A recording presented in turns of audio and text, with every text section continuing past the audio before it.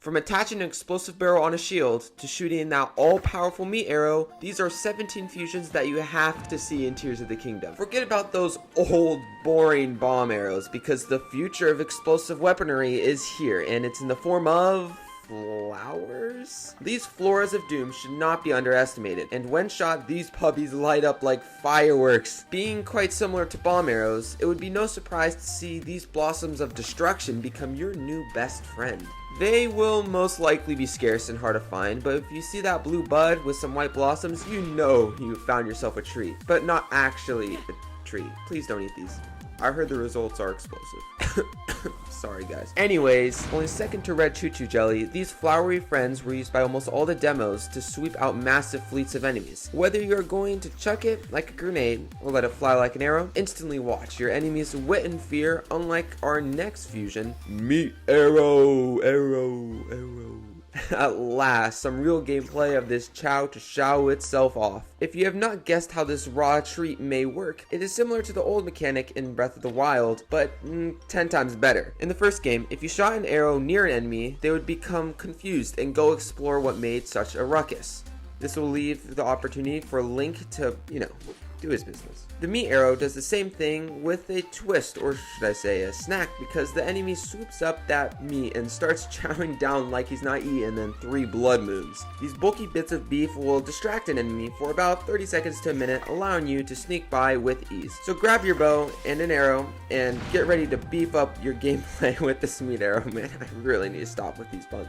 Regardless, let's skip our way over to... The Pushroom is a new mushroom to Tears of the Kingdom and contains a very unique mechanic. Though this looks like your average plant, on impact they burst into a foggy mist that can conceal you from your enemy. This allows you the opportunity for a quick and easy sneak strike, and if you're swift, you may be able to pull off more than one. On a side note, however, how does this mushroom contain all that smoke? Are these lethal to Link's digestive system? Well, that could be a whole different video, and there's really not much to say about this since I'm sure you're well aware of what it does. So let's talk about something way cooler. Sapphires before, in Breath of the Wild, could pretty much only be sold for a quick buck, but what if I told you they're the most overpowered fusion in Tears of the Kingdom? Yeah, not kidding about this one. These jewels fall under the ice category and leave your enemies frozen to a crisp, though technically these things should emit aluminum oxide, but chemistry aside, these crystals have a secret mechanic. Unlike ice choo-choo jelly, the circumference of the ice effect from this blue rock is massive. So massive in fact that many people playing this game have hit themselves with it, not knowing how humongous the potential ice explosion could be. Ha ha ha ha, those silly geese. You will need to get your hands on these gems to easily sweep through your enemies, but let's get away from talking about rocks and more about metal spikes. Spiked metal balls have made quite the comeback. Now, instead of instantly killing your enemies with ease, it's better to put this circular weapon on a broomstick. The spiked ball has major benefits of it being a very rare metal that packs a powerful punch. It dramatically boosts your attack, but also serves as a spiky barrier between you and your foes if you put it on your shield. Unfortunately, this circular sphere of mass destruction will not be easy to come by. Considering how rare they were in the first game, we can only hope to see a surplus of them considering how intelligent the enemies have become. So don't be scared to dominate the battlefield by attaching this to your shield or sword to absolutely destroy everything and everyone you come by.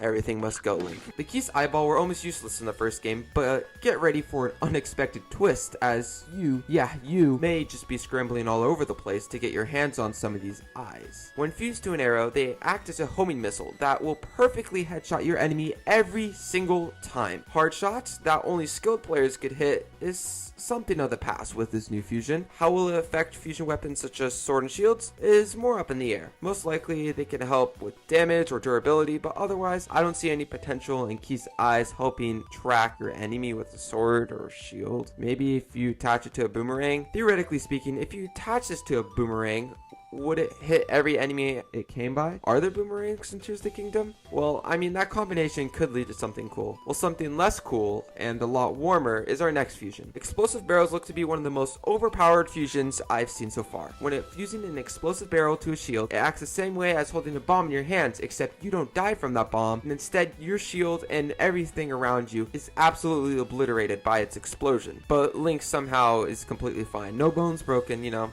just massive explosion a few millimeters away. When fused to a bow, these barrels will somewhat act like bomb arrows, except probably 10 times more powerful, pulling similarities to a sapphire, which we may talk about in a different video. This barrel will cause a massive explosion compared to what the bomb arrow could do. Though the mechanic of attaching a bomb barrel to a shield is cool and all, I would not recommend doing the same with a sword. I mean, you know why.